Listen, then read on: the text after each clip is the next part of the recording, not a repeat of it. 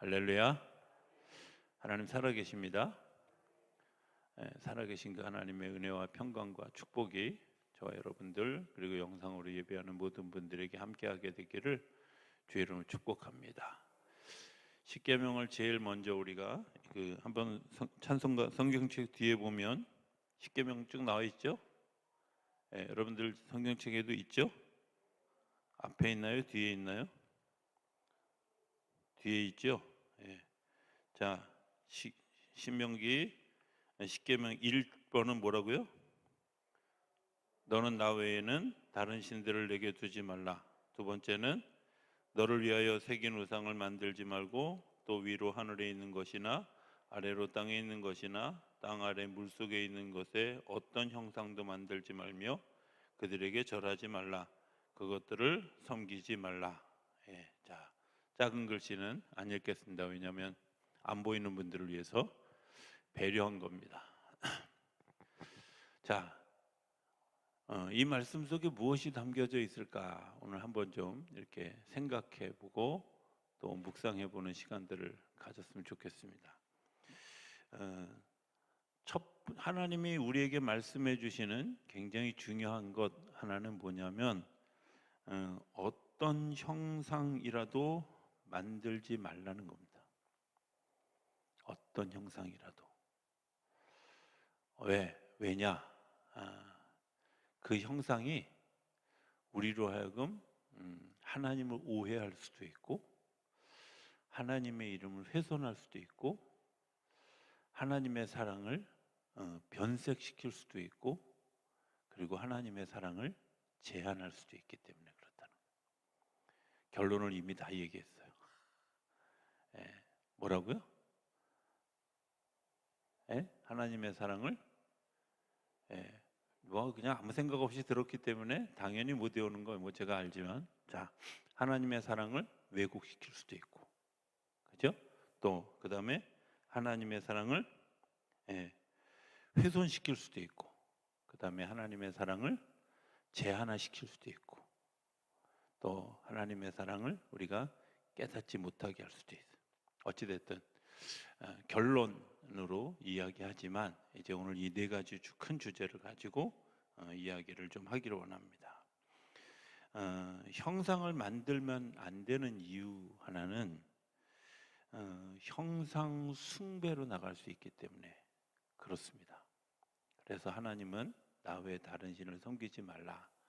그리고 형상을 만들지 말아라.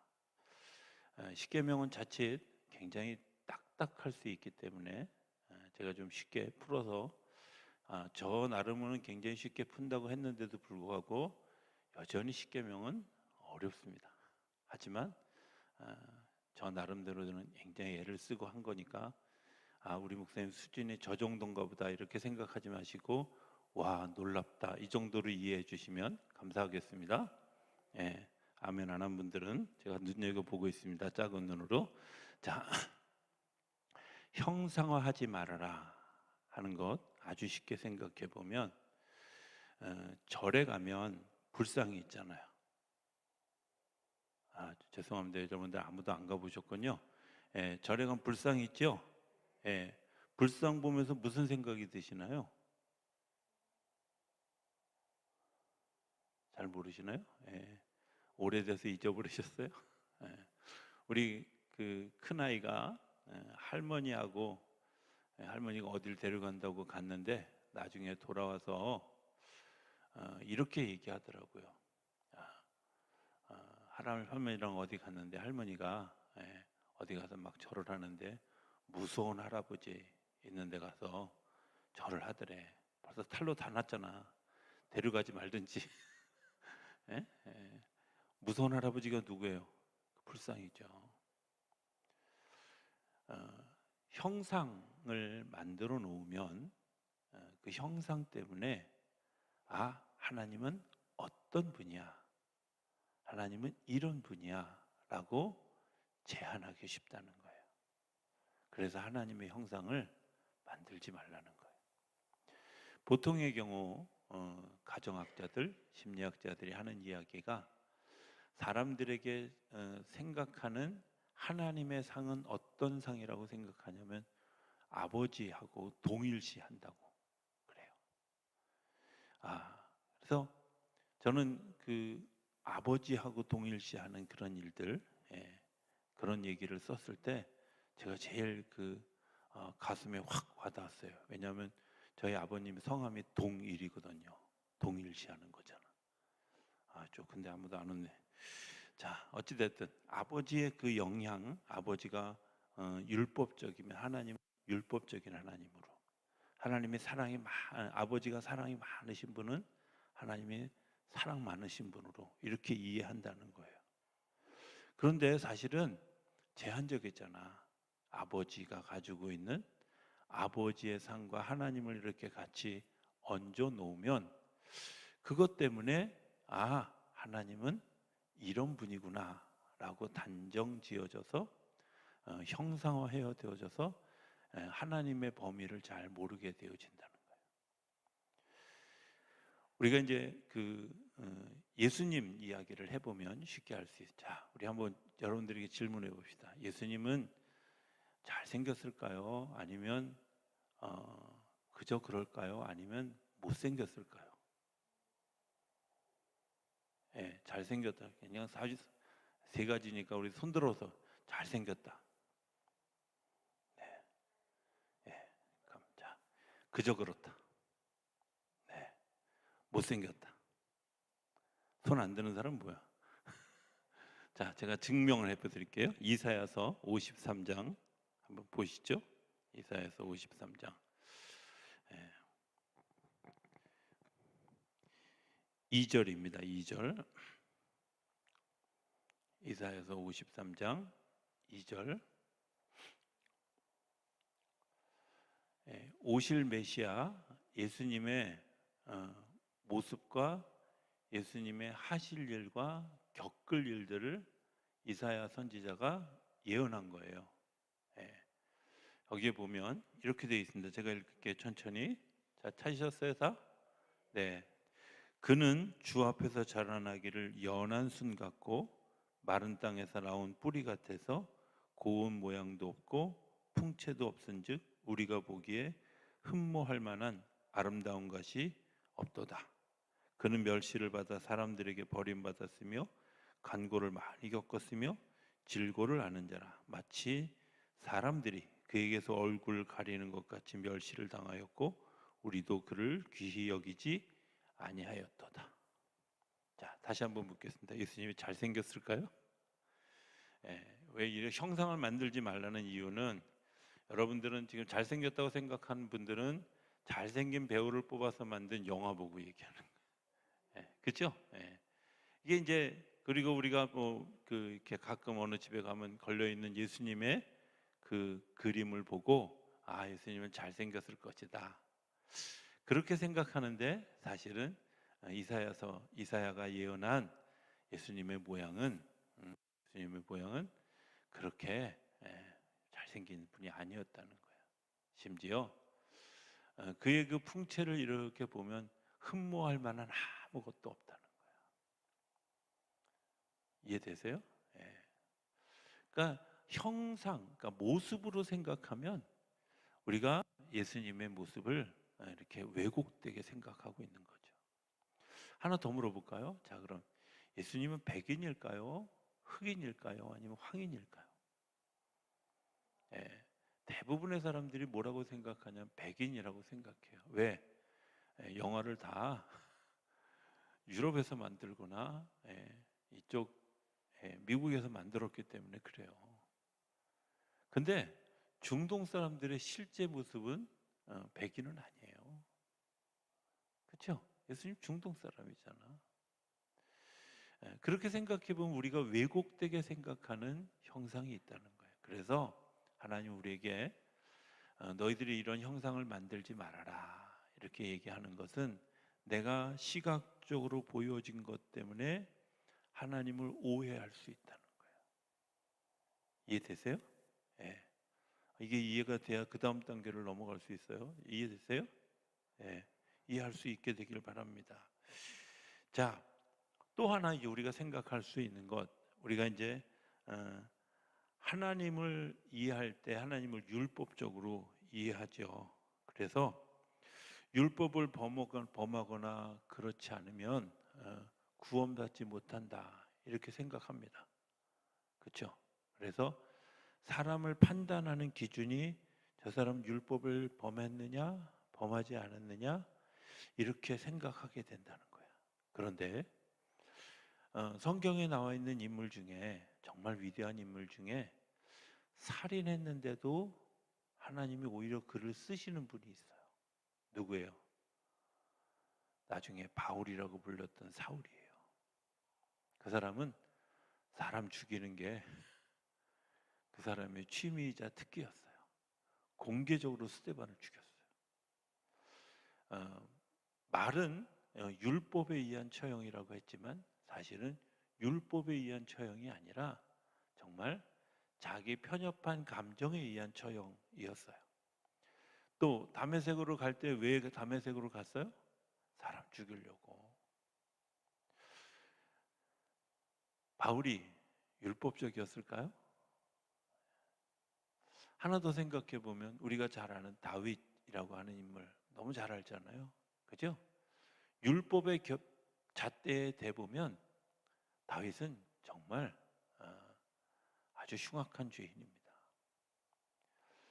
미국의 어느 법학자가 미국에 있는 그 뭐죠? 갑자기 이름이 생각이 안 나요. 워싱턴 옆에 있는 버지니아라고 하는 주의 율법을 가지고 다윗의 형기를 계산해 보니까 징역 280년에 해당하는 징역이에요. 왜? 간음했죠? 청부살인했죠? 증거인멸했죠? 뭐 이런 거 다 적용하니까 다윗은 징역 280년에 처해야 될 사람이라는 거예요. 율법을 범했잖아요. 뿐만 아니라 창세기 38장에 나오는 다말이라고 하는 여인은 심지어 자기 시아버지하고 통관을 했잖아. 율법적이에요? 율법을 잘 지킨 사람이에요? 아니잖아요. 근데 성경은 뭐라고 얘기하냐면 이분들을 굉장히 위대한 분들이라고 이야기하고 있어요. 뭘까요? 우리가 정말 보아야 되는 건 그 너머에서 일하시는 하나님의 형상이에요. 그 모든 것을 품고 사랑하고 그것들을 통해서 새로운 역사를 만들어가는 하나님의 형상을 보아야 되는데 우리가 자칫 뭐만 보냐면 나타난 율법, 나타난 현상만 보면서 이게 옳다, 그르다 이런 이야기를 하게 된다는 거예요. 왜? 형상을 만들다 보면, 이미지를 만들다 보면 이 이미지 때문에 뭘 정말 그 하나님의 형상을 제대로 알지 못하는 것뿐만 아니라 드러난 현실만 생각하면 그 현실 때문에 더 이상 하나님이 우리와 함께 있지 않은 것처럼 굉장히 불공정한 하나님인 것처럼 생각하는 분이 있어요. 그렇게 되어진다는 거예요. 제가 아는 목사님 중에 우리 지방에서, 제가 누구라고 이름 대지 않겠습니다. 우리 지방에서 오랫동안 부교육자로 있다가 서울연회로 간 우리 목사님 한 분이 계세요. 저랑 웨슬리에서 같이 공부도 했고 그랬던 친구인데 이 친구가 그 담임 목사님을 정말 막 죽도록 충성하는 거야. 야, 어떻게 저렇게 죽도록 충성할 수 있을까 싶을 정도로 뭐 물론 담임 목사님 훌륭한데 그럼에도 불구하고 저렇게 충성할 수 있을까? 근데 자기에게 담임 목사님이 베풀어준 특별한 은혜가 있다는 거예요. 이 친구가 제일 그 특별하게 은혜를 생각해. 자기가 부목사로 이분을 데려올 때 자기한테 아주 심각한 목사로서의 결격 사유가 있었는데 그게 뭐냐면 말을 할 때 한참을 더듬어야 말이 나오는 거예요. 그러니까 말을 들으려면 정말 이 두려워서, 네, 대인관계에서 말하는 게 아니라 설교하려고 딱 쓰면 정말 어떤 때는 5분도 걸리고 7분도 걸려서 설교를 하고, 그래서 뭐 자기 표현으로 우스갯소리로 뭐라 그러냐면, 당신이 저쪽 삼남연회 쪽에서 목회했는데요, 그 교회 교인들은 우리 목사님이 처음 말하는데 한 5분에서 7분 걸리니까 그동안 좀 자도 돼, 뭐 이런 정도였다는 거야. 정말 말을 하기가 어려운. 근데 그걸 다 아는데 목사님이 받아줬다는 거야. 그리고 정말 교회가 그것을 위해서 같이 기도하고 같이 섬긴 것 때문에 지금은 저보다 말 더 잘해요. 설교 저보다 더 잘해요. 얼마나 잘하는지. 자기가 정말 그렇게 목사로서 대접받기 어려운 상황이었는데 그걸 인정해주고 기다려주고 기도해주고 섬겨주었던 그 일 때문에 내가 나는 목사가 되어졌고, 그래서 나는 하나님 다음으로 이분에게 충성할 수밖에 없다고 생각해요. 참 아름답다 이런 생각해요. 그렇죠? 하나님의 형상이라는 것은 우리가 생각할 때 겉으로 드러난 그런 일들만 가지고 판단하면 하나님은 안 계신 것처럼 느껴질 때가 너무 많아요. 9.11이 일어났을 때 많은 사람들이 그것 때문에 두려워서 하나님께로 돌아온 사람들도 있지만, 한편으로는 하나님이 살아계시다면 어떻게 이런 일을 만들 수 있겠느냐고 이야기하는 사람들도 있어요. 상식적으로 이해가지 않죠. 그런데 분명한 것은 하나님은 그 너머에서 여전히 일하고 계시다는 거예요. 그래서 하나님의 형상을 함부로 만들면 안 된다 하는 거예요. 이 하나님의 형상을 우리 스스로 만들고 있는 그런 일들을 해요. 그게 뭐냐면 위선, 가식이에요. 예수 믿는 사람들 가운데 위선이 많을까요? 예수 안 믿는 사람들이 더 많을까요? 재밌는 건요, 예수 믿는 사람들이 더 많아요. 오죽하면 예수님이 바리새인들 보고 너희들 대놓고 뭐 여러 이야기 하셨지만 위선 떨지 말아라 이런 얘기야. 그들이 위선을 떨고 있는 그 기준이 뭘까요? 내가 생각하는 하나님이야. 내가 생각하는 하나님. 그런데 그 내가 생각하는 그 겉으로 드러나는 하나님은 네가 스스로 우상을 만들고 있는 거라는 거야. 이렇게 하면 하나님의 형상을 닮은 거겠지? 그렇지 않아요. 하나님의 형상은 그렇게 만들어진 이미지가 아니라, 하나님의 형상은 그 안에 능력도 있고 그 안에 사랑도 있고 그 안에 정말 그 말도 못할 하나님의 권위가 있고 이런 것들이 다 포함되어 있는 거지, 우리가 겉으로 나타내는 정말 잘하는 것 같은 그런 그 위선된 형상이 아니라는 거예요.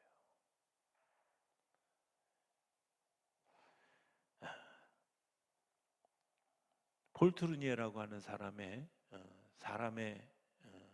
위치, 뭐 사람의 위치, 뭐 이렇게 번역할 수 있을 것 같은데, 그분이 이제 뭐라고 얘기하냐면, 사람에게는 두 가지 모습이 있다는 거예요. 인간이 있고 인물이 있다는 거예요. 굳이 한국말로 번역한 거예요. 인간이 있고 인물이 있는데, 인간은 그냥 사람 그 자체이고 인물은 겉으로 드러나 있는 결과물이에요. 쉽게 우리가 생각해 보면 자기를 소개할 때 뭐라고 소개해요? 제가 여러분들 밖에 나가서 저를 소개할 때 뭐라고 소개할까요? 네, 작전동교회 이성용 목사입니다. 근데 사실은 폴 트루니의 관점에서 보면 저는 인간은 빼버리고 인물만 얘기한 거야. 다른 사람들에게 보여지는 작전동교회라는 교회에, 또 목사라는 그런 이미지에 이런 것들이, 근데 실제로 내 삶이 만약에 그 작전동 교회가 대표될 만한, 또 목사가 될 만한 그런 인간이 되어 있지 않다면 이 괴리 속에서, 이 거리 속에서 결국 사람의 위선이 나온다는 거예요. 좋은 장로이고 싶은데 실제로 내 삶은 장로가 되어져 있는 것 같지 않아. 그런데 장로 노릇을 하려다 보니까 위선이 생긴 거예요. 목사인데 목사 같지 않은 내면의 모습을 가지고 있는데 목사처럼 보이려고 하니까 위선이 생기는 거죠.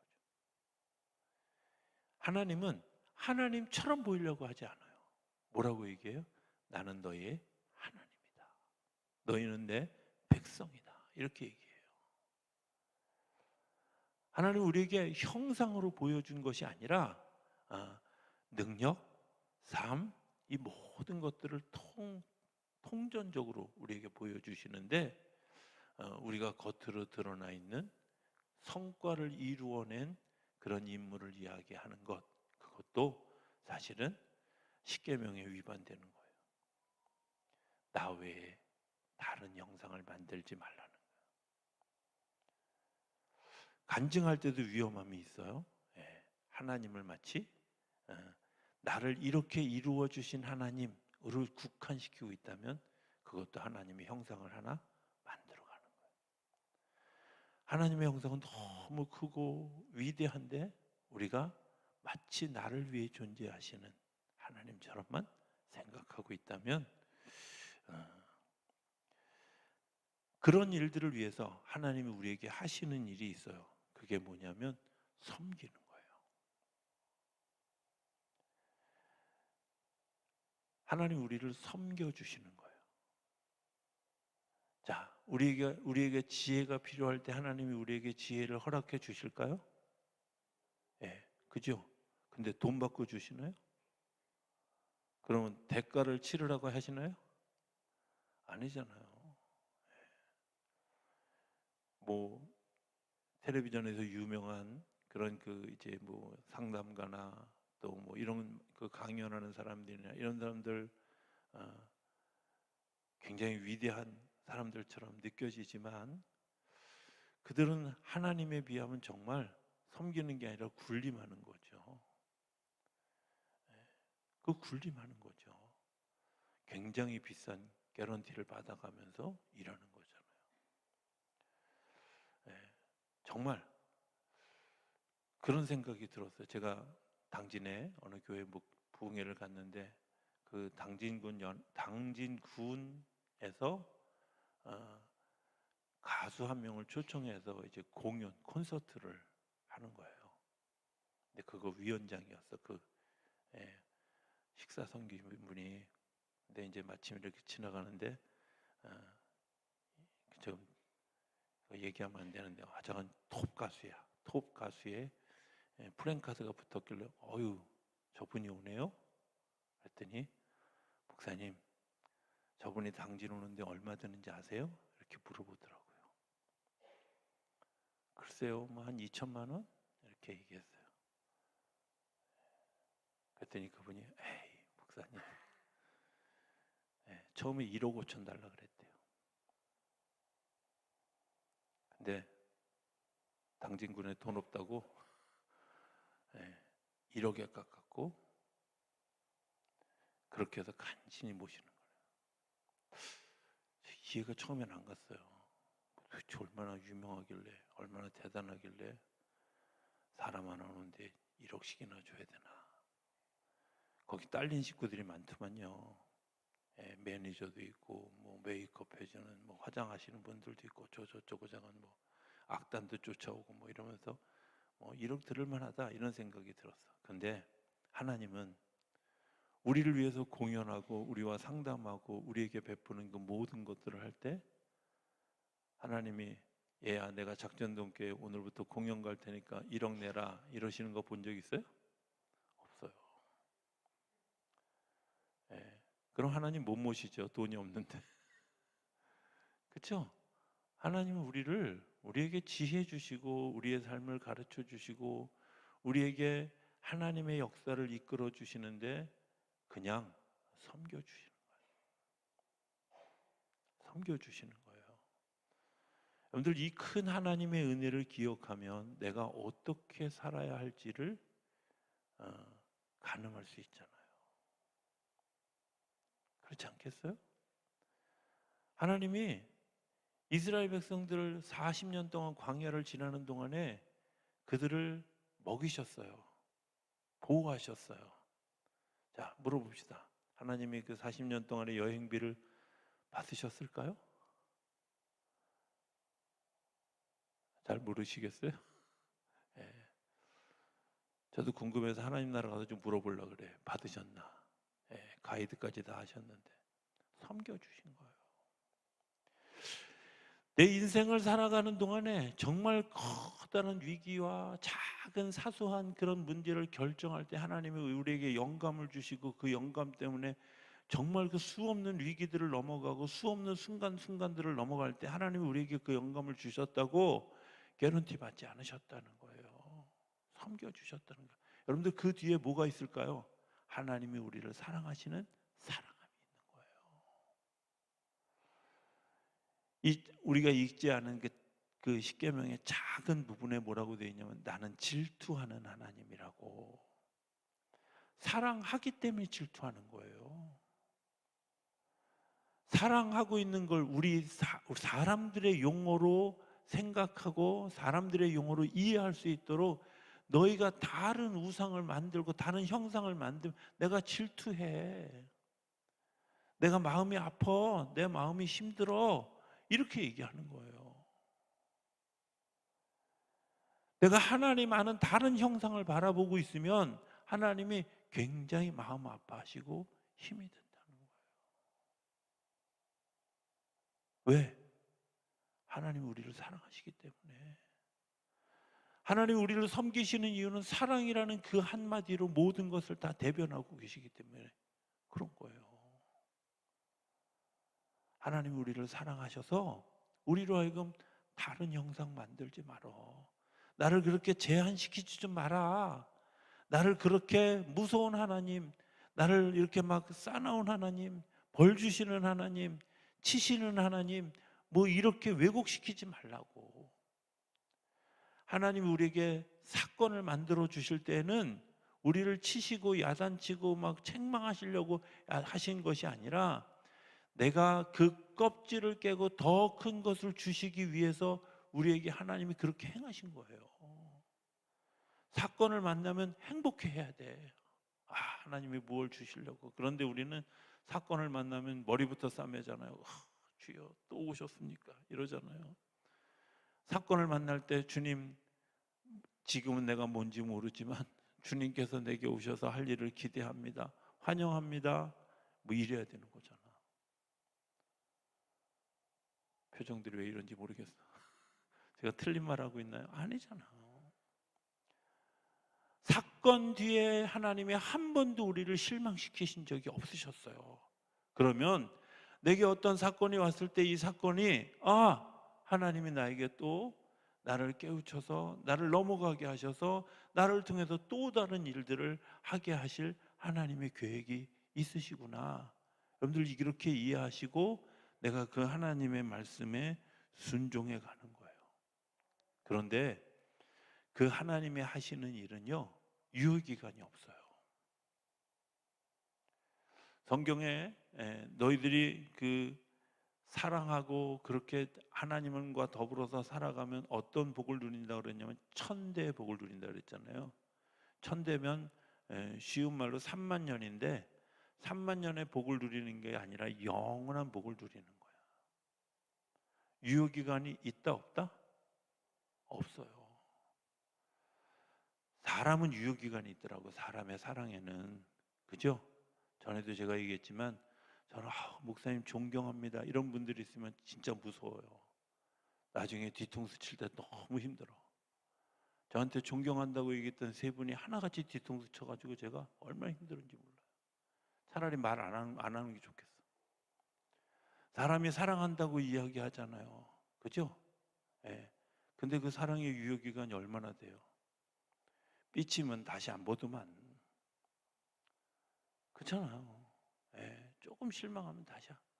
하나님은요, 수없이 실망시켜드렸고 수없이 하나님을 괴롭혔고 수없이 힘들게 했는데도 불구하고 여전히 하나님 우리를 하셔요.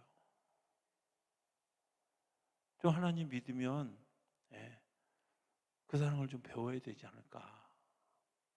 제가 한 3, 4년 전쯤 깊은 회의에 빠진 거예요. 그래도 나름 내가 신앙생활을 55년 이상 했는데 사랑하는 사람의 숫자가 날로 부흥하고 늘어나야 되는데 미워하고 보기 싫은 사람이 그렇게 많이 생기더라고. 근데 그게 너무 괴로웠어요. 아니 내가 예수를 이렇게 오래 믿었는데 내가 어렸을 때는 좋아하는 사람이 그렇게 많고 존경할 사람만 잔뜩 있었는데 얘가 예수를 잘못 믿은 건지 아니면 하나님이 잘못된 건지 왜 도대체 나는 미운 사람만 잔뜩 생기는지 보기 싫은 사람은 이렇게 자꾸 생기는지 너무 힘든 거예요. 내가 예수를 잘못 믿고 있구나. 내가 예수를 제대로 바라보고 있지 않구나. 하나님의 유효기간이 없다는데 나는 왜 이렇게 유효기간이 있을까? 이런 것들 때문에 정말 힘들어하고 고통스러워하고 하면서 그때 발견한 하나님의 귀한 진리가 뭐냐면 너희가 내 형상을 왜곡시켰다는 거예요. 하나님은 어디서 일하시냐면 겉으로 드러난 데서 일하시는 것이 아니라 우리의 죄악 가운데서도 우리의 반역 가운데서도 우리의 넘어진 가운데서도 여전히 뒤에서 하나님이 일하고 계셔요. 저 사람의 뒤에서 일하시는 그 하나님. 그런데 내가 그건 보지 않고 그 사람만 본 거야. 그 뒤에서 일하시는 하나님, 그 뒤에서 그럼에도 불구하고 그를 감사하며 사랑하시는 하나님을 보지 않고 뭐만 봤냐면 그냥 그 얼굴에 나타난 하나님의 형상만. 아닙니다. 하나님은요, 그 사람을 위해서 지금도 일하고 계시는 뿐만 아니라 나를 위해서도 끊임없이 일하고 계시는 하나님인 걸 믿을 수 있게 되길 바랍니다. 그래서 우리로 하여금 하나님의 형상을 구분짓지 말라는 거예요. 하나님이 우리에게 스스로 선택할 기회를 주셔요. 그런데 그 선택할 때 관여하지 않으시는데 우리에게 감동을 주시는 거잖아. 어떤 이야기를 처음 들었을 때, 야, 내가 이렇게 해야 되겠다라고 생각했을 때 하셔야죠. 두 번째 생각은 사단이 주는 생각일 가능성이 되게 커요. 무슨 얘기인지 이해되시나요? 예. 정말 안타까운 사람을 보면서 너무 안타까워. 내가 정말 내 옷이라도 벗어주고 싶어. 그런데 바로 뒤이어서 오는 두 번째 생각은 뭔지 아세요? 이 옷이 얼마 주고 샀더라? 여기서부터 시작하잖아요. 이거 누가 선물해 준 건데? 여기서부터 시작하잖아요. 내가 어떤 사람의 정말 그 고통스러운 것들을 바라보면서 정말 가슴이 아프다. 그런데 너는 너고 나는 나지. 이렇게 생각되어지는 게 두 번째 생각이잖아요. 우리 교인들 중에 두 번째 생각 중에 제일 힘든 것들이 뭔지 아세요? 헌금할 때 이제 보죠. 하나님이 제 마음에 감동을 주셔서 헌금해야 되겠다 이렇게 마음먹었는데 주여 이렇게 쓸 때는 많은지요. 이렇게 생각하는 거죠. 그렇지 않아요? 하나님께서 우리에게 주시는 것은 첫 번째 그 감동된 마음을 따라서 가셨을 때 유효기간이 길어져요. 아멘 안 해도 유효기간은 길어져요. 하나님 우리에게 분명하게 뭐라고 얘기했냐? 내가 천대에 이르도록 복을 내가 영원한 생명을 너에게 주겠다고. 하나님이 주시는 마음이에요. 자, 우리가 하나님의 것을 따라가지 않으면 나타나는 현상이 하나 있어요. 그게 뭔지 아세요? 후회해요. 후회. 내가 하나님의 것을 따라가지 않았고 내 욕심대로 사탄의 것을 따르면 반드시 나타나는 열매가 있어요. 그게 뭐냐면 후회예요. 그래서 지옥에 가면 사람들이 다 껄껄 그런데 그때 잘할 걸, 그때 예수님 잘 따라갈 걸, 그때 예수님만 바라보고 따라갈 걸, 뭐 껄껄껄껄 그런다는 거야.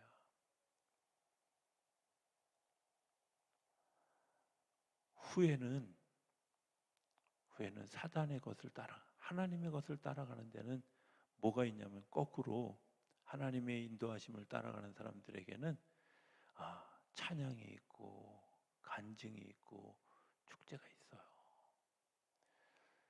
예.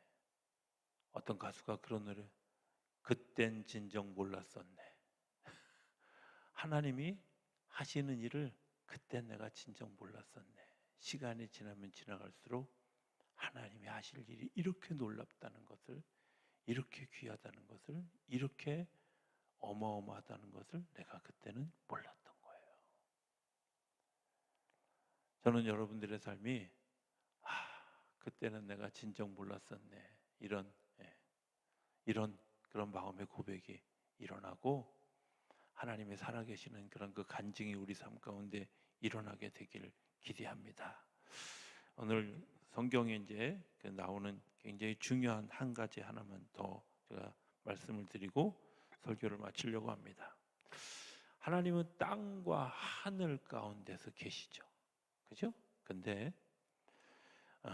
땅은, 하나님에게서 땅은 뭐 하는 곳일까? 첫 번째는 예수님이 이 땅에 오시는 성육식하는 자리예요. 우리들의 삶의 자리에 오셔서 우리와 같이 되어진 자리예요. 뭐 하려고? 사랑하시려고. 두 번째는 땅은 가장 낮은 곳이에요. 예수님이 이 땅에 낮은 자로 오신 이유는 그 땅이 복되게 하려고. 세 번째는 땅은 죽을 것은 죽고 다시 살 것은 살아나는 신비의 장소예요. 신기하죠? 땅에 파묻어 놓으면 다 죽어요. 그런데 그것을 통해서 새로운 생명들이 일어나요. 우리가 환경 오염을 얘기하면서 비닐 같은 거 땅에 묻지 말라는 이유는 뭐예요? 그건 썩어질 것이 아니야. 썩지 않아. 이게 문제야. 여러분들, 사람도 마찬가지예요. 사람이 오염됐다, 죄를 지었다, 저 사람이 악하다 이렇게 얘기하는 사람은요, 죽어지지 않는 사람이에요. 썩지 않는 사람이에요. 썩어야 새로운 생명이 일어나는데 썩지 않으려고 안간힘을 써요. 썩지 않으려고 몸부림을 쳐요. 썩어야 새로운 역사가 일어납니다. 내가 온전히 죽어질 때 하나님의 역사가 일어나게 되는 줄로 믿습니다. 어떻게 생각하면 하나님이 저 장애물 때문에 내가 너무 힘들어, 아마 이렇게 느껴질 만큼 제가 자주 정말 진심이 담겨져 있는데 많은 사람들이 농담처럼 듣습니다. 그런데 저는 진심이 80% 이상이에요. 우리 교회는 나만 잘하면 돼. 담임 목사만 잘하면, 담임 목사만 사고 안 치면 하나님이 하실 일들을 다 펼쳐가실 거예요. 근데 대부분의 경우 보면 담임 목사가 사고 치더라고. 장애물이더라고. 내가 썩지 않은 것 때문에, 내가 죽지 않은 것 때문에, 내가 시퍼렇게 살아있는 것 때문에 하나님이 역사하실 수 없는. 하나 더, 땅은 모든 것을 바치고 있어요. 그죠? 기초예요. 주님이 우리 삶에 기초가 되어주신 그 사랑 때문에 오늘 내가 여기 서 있는 거야. 만약에 주님이 땅이 되어주지 않으면 우리 어디 있을까요? 공중에 떠다니죠. 그죠? 공중에 떠다녀요. 여러분들, 공중에 떠다니는 분들이 되고 싶으신가요? 주님은 우리의 터가 되어주시는. 하나 더, 땅은 모든 것을 섬겨요. 제가 아까 얘기했잖아요. 우리가 땅 밟고 있는데 세금 안 내잖아. 그렇죠? 1980년대 우리가 물 사 먹을 거라고 어디 상상을 했겠어. 물도 사 먹는데 우리가 땅 밟고 다니는데 통행세 내시는 분들, 하긴 요 앞에 차 다니는 데는 저기 돈 내는 데 있긴 하다. 근데 걸어 다니는데 돈 받지 않잖아요. 하나님이 우리를 섬기고 계시는. 하나만 더. 그런데 이 땅은 하늘과 관계할 때만 생명력이 있어요. 하늘과 관계할 때. 비가 오지 않으면 어떻게 될까요? 바람이 불지 않으면 어떻게 될까요? 햇볕이 들지 않으면 어떻게 될까요? 아, 죽어요. 병들어요. 시들시들해져요. 하나님이 우리와 관계하고 계실 때에만 우리 안에서 하나님의 생명의 역사들이 일어나는 줄로 믿습니다. 하나님의 역사를 훼손하는 거, 하나님의 역사를 제한하는 거, 하나님의 역사를 왜곡시키는 거, 여러분들 이런 것들 때문에 우리가 하나님의 역사를 경험할 수 없는데 그 근본에 뭐가 있다고요? 형상을 만드는 거예요. 하나님의 형상을 왜곡시키지 않게 되길 바랍니다. 내 스스로도 하나님의 형상을 왜곡시켜서 위선 떨고 인물 중심으로 살아가는 어리석은 모습이 아니라 정말 하나님의 모습을 깊이 닮아가고 하나님의 그런 그 축복된 길을 걸어가는 것 때문에 우리들의 삶의 유효 기간이 날마다 넓어져가는 역사가 일어나게 되기를 기대합니다. 그 하나님과 깊은 교제를 나누는 것 때문에 하나님의 축복의 역사가 저 여러분 가운데 세워지고 또 나타나고 열매 맺어지게 되기를 주의 이름으로 축복합니다.